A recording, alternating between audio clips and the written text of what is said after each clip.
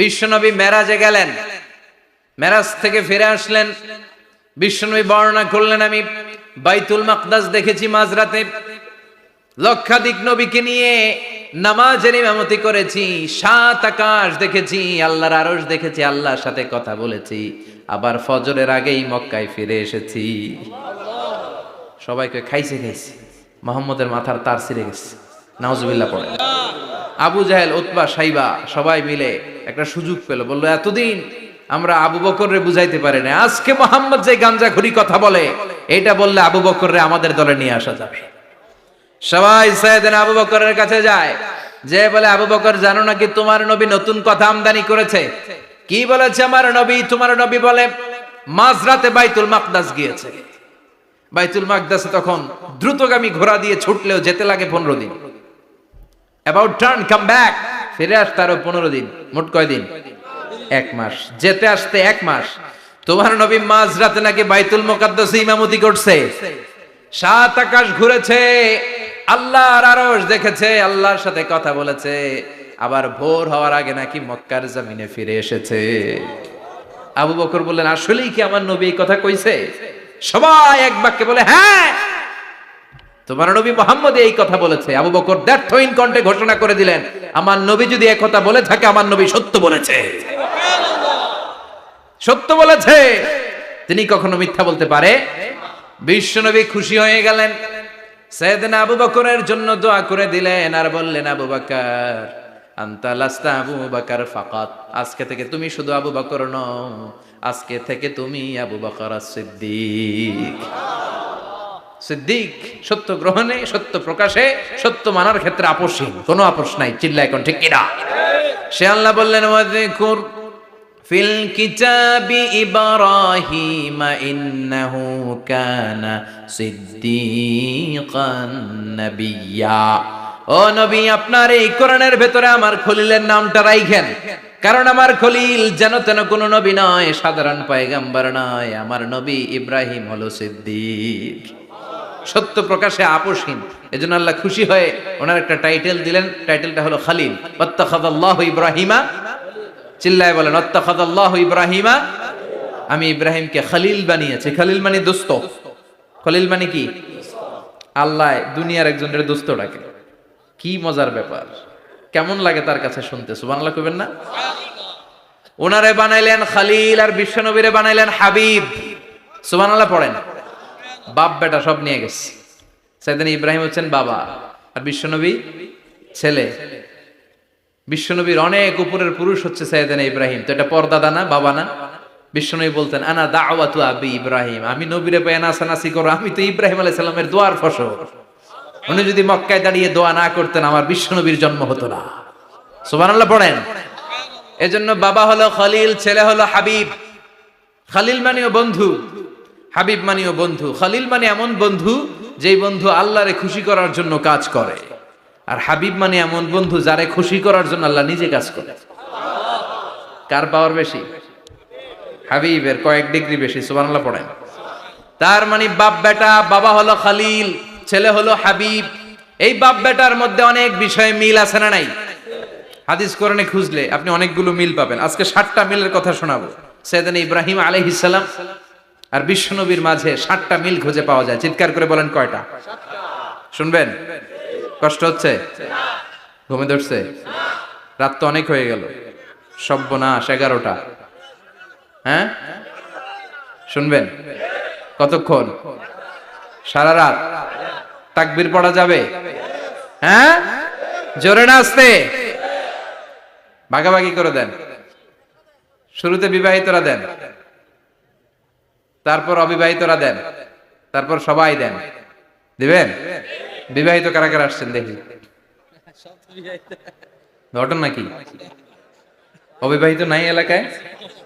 হ্যাঁ, কম। মাশাআল্লাহ, তো বরকতের এলাকা। আলহামদুলিল্লাহ। দেখি অবিবাহিত কারা কারা আসছে? ওমা, এগুলা এলো কই থেকে আবার? 2 হাত করে তুলছে না? 1 হাত, 1 হাত। ঠিক আছে, মাশাআল্লাহ। শুরুতে বিবাহিতরা দেন, এরপর অবিবাহিতরা দিয়েন। শুরুতে বিবাহিতরা রেডি হন। আমি লিল্লাহি তাকবীর বললে আল্লাহু আকবার। গলা ধার দিতেছে অনেকে। বিবাহিতরা রেডি? দেখবো কাদের পারফরমেন্স কেমন হয়। বিবাহিতরা পড়েন লিল্লাহে তাকবীর। অনেক আওয়াজ, সংখ্যায় বেশি এরা। এবার অবিবাহিতদের পালা। হ্যাঁ, অবিবাহিতরা রেডি? দেখি কি অবস্থা। এবার অবিবাহিতরা দাও লিল্লাহে তাকবীর। মিলে তিনটা পড়েন লিল্লাহে তাকবীর, লিল্লাহে তাকবীর, লিল্লাহে তাকবীর। ঘুমটুম আছে না গেছে? বাপ বেটার মধ্যে কয়টা মিল? চিল্লায় বলতে হবে কয়টা? এক নাম্বার মিল হচ্ছে ফেস কাটিং এ মিল। সুবহানাল্লাহ। সাইয়েদনা ইব্রাহিম আর বিশ্বনবী চেহারা একরকম। বিশ্বনবী যখন মেরাজ রজনীতে আকাশে গেলেন, এক এক আসমানে এক এক নবীর সাথে দেখা, এক আসমানে সাইয়েদনা ইব্রাহিমের সাথে দেখা। মেরাজ শেষ করে যখন সাহাবীদের কাছে বর্ণনা করছেন কোন নবীর চেহারা দেখতে কিরকম, বিশ্বনবী বললেন আম্মা ইব্রাহিম, বুখারীর বর্ণনা, আম্মা ইব্রাহিম ফানজুরু ইলা সাহিবিকুম। আর ইব্রাহিম নবীর চেহারা কেমন জানতে চাও? জানতে হলে আমি বিশ্বনবীর দিকে তাকাও। আমার চেহারা দেখতে যেমন, আমার বাবা সাইয়েদনা ইব্রাহিমের চেহারা প্রায় হুবহু এরকম। তার মানে এক নম্বরে কোন দিকে মিল? চেহারাতে মিল, ফেস কাটিং এ মিল। চিল্লায় কোন ঠিক কিনা? দুই নম্বরে উসওয়ায়ে হাসানা। দুই নবীর ক্ষেত্রে উসওয়ায়ে হাসানা শব্দ কোরআনে ব্যবহার করেছে কে? লাকাদ কানা লাকুম ফি রাসূলিল্লাহি উসওয়াতুন হাসানা। তোমাদের জন্য বিশ্বনবীর জীবনীর ভেতরে উত্তম আদর্শ আছে না নাই? আবার ইব্রাহিমের ক্ষেত্রে বললেন কাদ কানাত লাকুম উসওয়াতুন হাসানাতুন ফি ইব্রাহিম। বিশ্বনবীর জীবনীতে যেমনি তোমাদের জন্য আদর্শ, সাইয়েদনা ইব্রাহিমের জীবনীতেও। সুবহানাল্লাহ পড়ে। তার মানে বিশ্বনবীও মডেল, সাইয়েদনা ইব্রাহিমও মডেল। নাকি শাহরুখ খান আমাদের মডেল? ইমরান খান, জর্দা খান, কেউ আমাদের মডেল? নায়ক নায়িকা, গায়ক গায়িকা, ক্রিকেটার, সেলিব্রিটি, ডান্সার একটাও আমাদের মডেল হতে পারে? কোন কবিরা আমাদের মডেল? আমাদের মডেল হলো নবীরা। চিল্লায় বলেন ঠিক কিনা? কবিরা এক একজন এক এক দিকে যায়, এক একজন এক এক কথা বলে। আউলা ঝাউলা চুল নিয়ে চলে, যার মাথা দিয়ে যেটা বেরোয় সেটা বলে। কিন্তু একজন নবী যেটা বলে অন্য নবী বিপরীত বলে না। কারণ কবিরা কথা বলে তাদের মন মস্তিষ্ক প্রসূত কথা থেকে, আর সব নবীদের কথা আসে একটা হেডকোয়ার্টার থেকে। হেডকোয়ার্টারটা কার? কোন নবী বলছে আল্লাহ একজন, আরেক নবী বলছে না দুইজন হতে পারে। কোন নবী বলেছে আখেরাত আছে, আরেক নবী আইসা বলছে নাও থাকতে পারে। এরকম কইছে? কারণ কবিদের মতো ওনারা মাথায় যা আসে পাগলের মতো তাই বলে না। তাদের মাথায় কথা আসে একটা হেডকোয়ার্টার থেকে। চিল্লায় বলেন হেডকোয়ার্টারটা কার? আল্লাহ বললেন উসওয়ায়ে হাসানা। বিশ্বনবী তোমাদের জন্য আদর্শ, সাইয়েদনা ইব্রাহিম আদর্শ। তার মানে আদর্শিক দিক থেকে দুই নবীর মিল আছে না নাই? তিন নাম্বার, দুইজন নবী উলুল আজমি মিনার রুসুল। এই পৃথিবীতে পাঁচজন নবীকে আল্লাহ শ্রেষ্ঠ নবী বলেছেন। নূহ আলাইহিস সালাম, ইব্রাহিম আলাইহিস সালাম, মূসা আলাইহিস সালাম, ঈসা আলাইহিস সালাম, বিশ্বনবী মুহাম্মদ রাসূলুল্লাহ সাল্লাল্লাহু আলাইহি ওয়াসাল্লাম। এই পাঁচজনের ভিতরে বাপ বেটা আছে না নাই?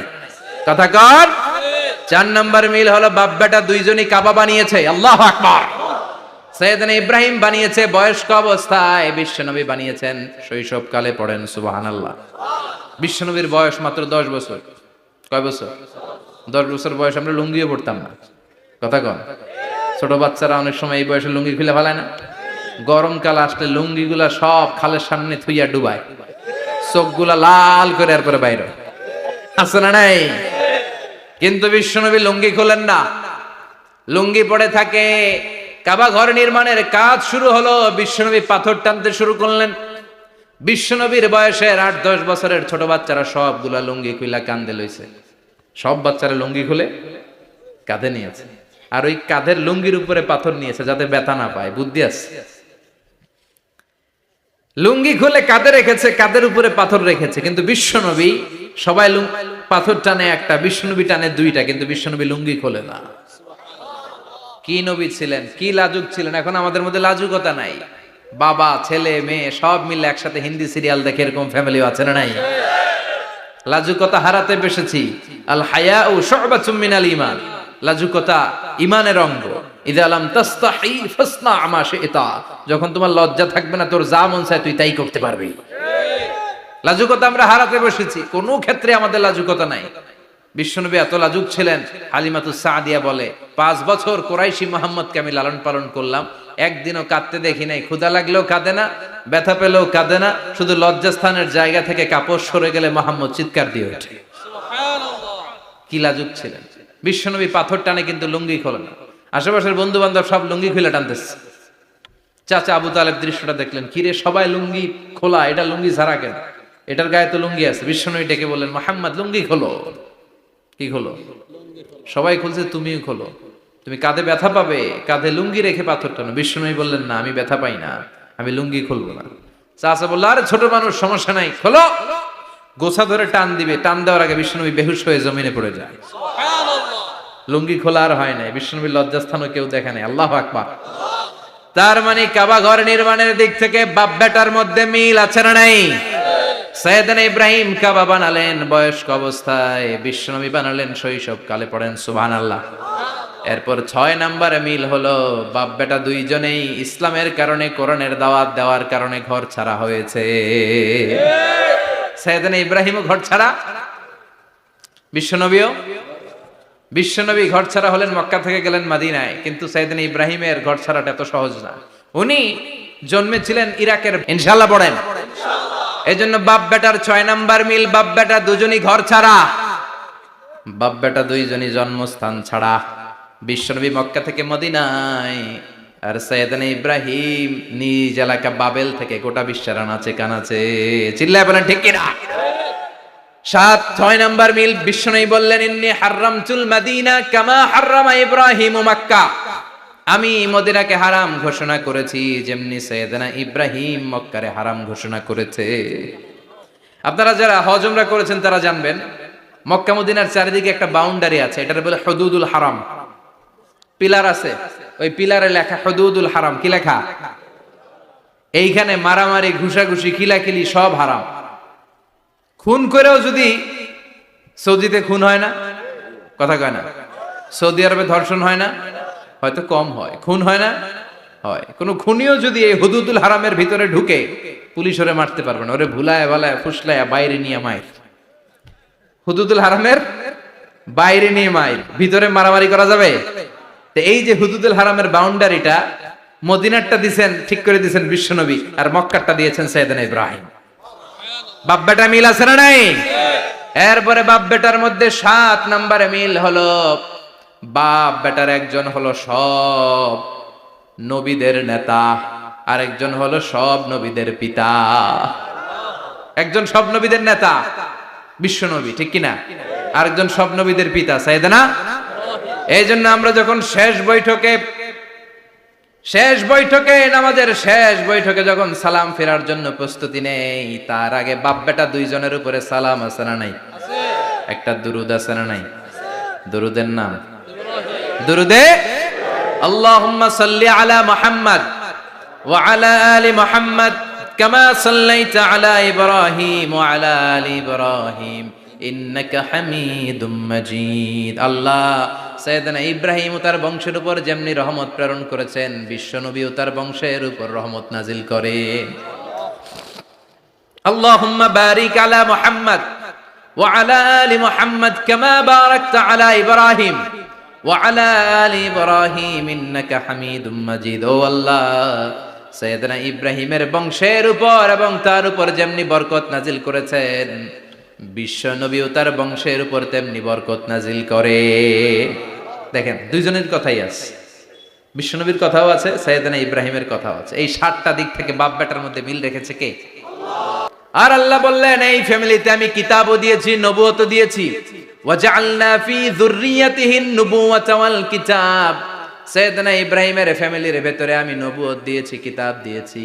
এই পৃথিবীতে যত নবীর নাম আপনি বলবেন, সবগুলো সাইয়েদনা ইব্রাহিমের নাতিপুতি। লক্ষাধিক নবী পৃথিবীতে, 5-7 জন ছাড়া। কজন ছাড়া? উপরের 5-7 জন ছাড়া যত নবী আপনি নাম বলতে পারবেন, যাদের নাম জানি কিংবা জানি না, সব সাইয়েদনা ইব্রাহিমের বংশধর, ওনার নাতিপুতি। ওনার আল্লাহ 86 বছর বয়সে দিলেন সাইয়েদনা ইসমাইল আলাইহিস সালামকে। ওনার বয়স যখন 100 তখন দিলেন সাইয়েদনা ইসহাক আলাইহিস সালামকে। তাহলে ওনার প্রথম ছেলের নাম, দ্বিতীয় ছেলে আওয়াজ করে বলেন, প্রথমটা, দ্বিতীয়টা ইসহাক। দুর্ভাগ্যজনক হলেও সত্য, ইসমাইলের চেনে কোনো নবী আল্লাহ দেন নাই, কোনো নবী নাই। সব নবী এই চেনে হাজার হাজার লক্ষাধিক নবী খালি ইসহাকের বংশে নাম, এই বংশে কোনো নবী নাই। আর এই বংশের নবীরা প্রজন্মের পর প্রজন্ম একে অপরকে বলে যায়, সব শেষে কিন্তু একজন নবী আসবে, ওইটা হবে শ্রেষ্ঠ নবী, বিশ্ব নবী, ঠিক কি না? একের পর এক নবুয়ত আল্লাহ এই চেনে দিলেন। ইসহাকের চেইনে, সাইয়েদনা ইসমাইলের চেইনে কোনো নবী নাই। এত নবী এখানে এসেছে, এরা ভেবেই নিয়েছে ওই যে শেষ নবী, যেটা শ্রেষ্ঠ নবী, এটাও এখানেই আসবে। কিন্তু আস্তে আস্তে হাজার হাজার লক্ষাধিক নবী আল্লাহ এইখানে পাঠিয়ে সাইয়েদনা ঈসা আলাইহিস সালামের পরে আল্লাহ স্টপ মেরে দিলেন। স্টপ মেরে দিয়ে 570 বছর পরে শ্রেষ্ঠ নবীটারে আল্লাহ এই চেনে পাঠিয়ে দিলেন। এজন্য আমরা হচ্ছি বানি ইসমাইল। আমরা কি? বিশ্বনবী হচ্ছেন বানি ইসমাইল, বিশ্বনবী কি? আর এরা হচ্ছেন বানি ইসরাইল।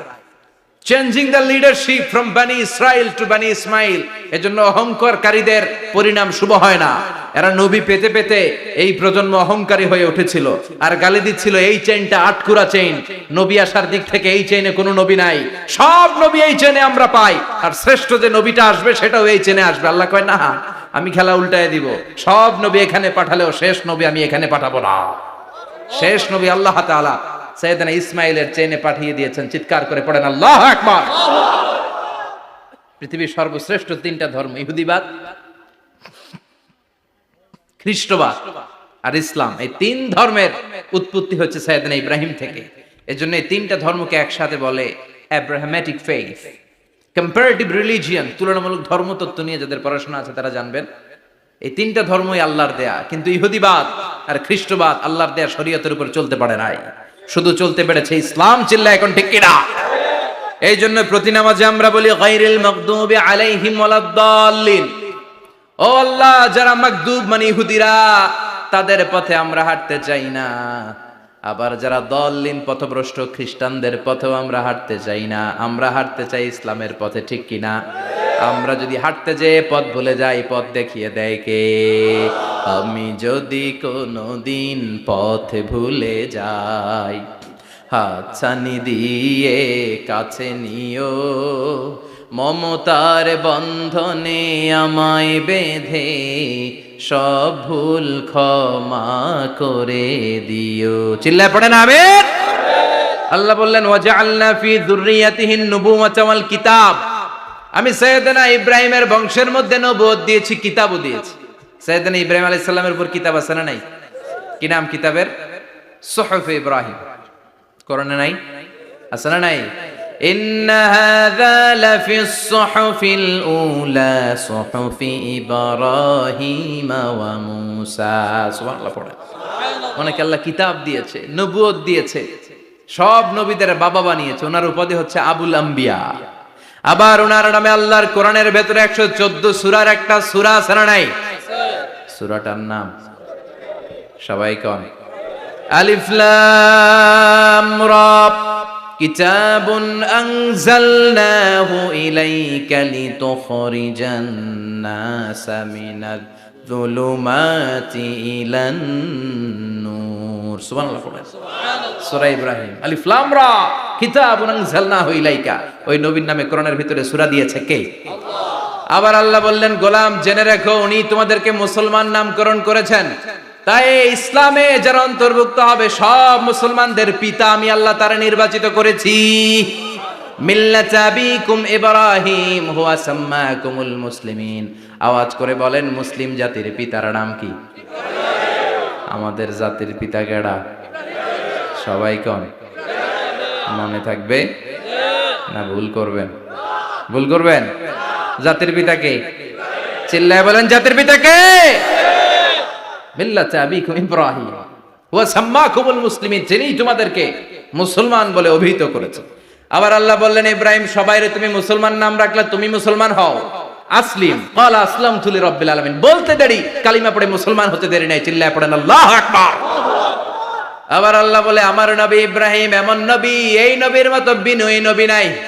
ইন্না ইব্রাহিম লাহালিমুন আওয়াহুম মুনীব।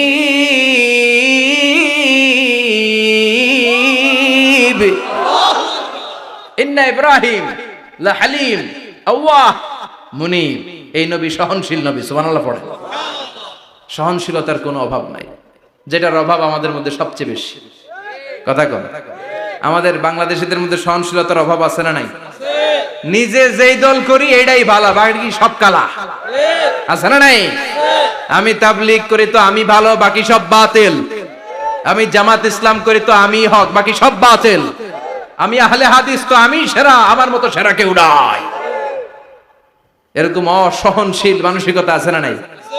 নিজে যেটা বুঝি এটাই ভালো, বাকিরা কেউ ভালো না, বাকি কেউ ভালো না।